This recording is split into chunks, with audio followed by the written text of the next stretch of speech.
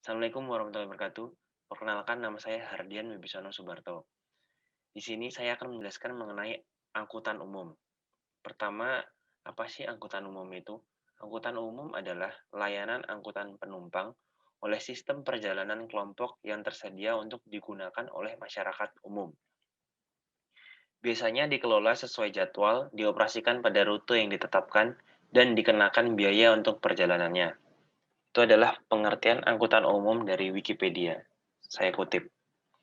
Angkutan umum terbagi menjadi tiga jenis, yaitu angkutan umum laut, darat, dan udara.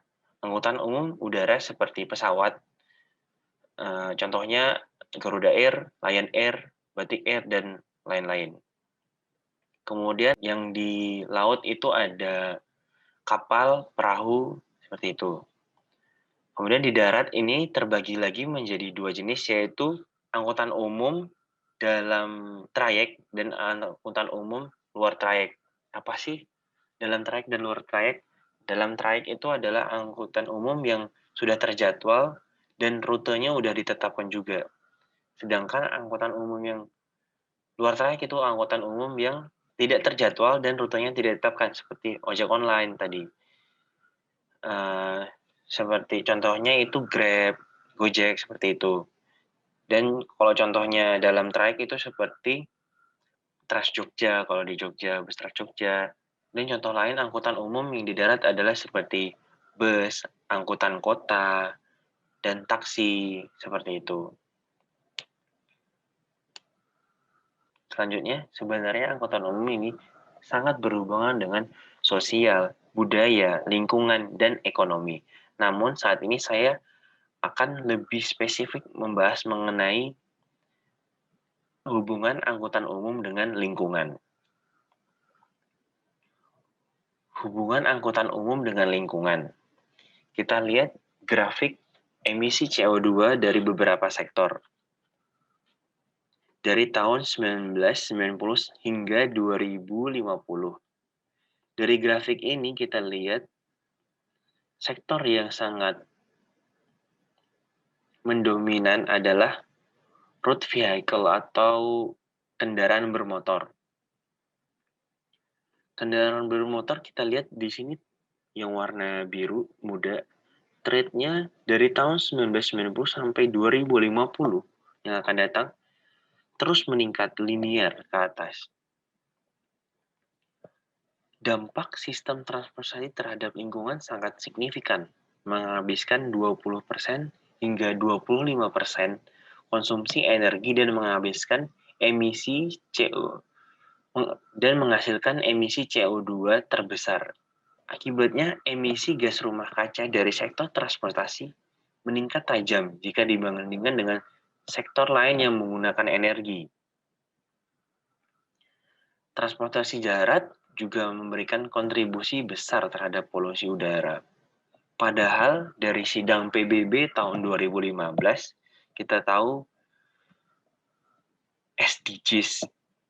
Mereka mengeluarkan SDGs atau Sustainable Development Goals, yang salah satu dari subprogram dari SDGs, dari 17 program itu adalah Climate Action, yaitu mengurangi efek dari rumah kaca yang akibat dari CO2 yang selalu masif meningkatnya.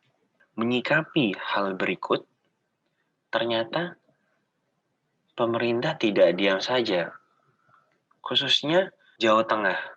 Mereka mengeluarkan kebijakannya, surat keputusan Gubernur Jawa Tengah nomor 550 garis miring 54 tahun 2015 dan surat edaran Sekretaris Daerah Provinsi Jawa Tengah nomor 550 garing 016847 tentang penerapan hari bebas kendaraan bermotor bagi instansi pemerintah Provinsi Jawa Tengah tahun 2015 sampai tahun 2020.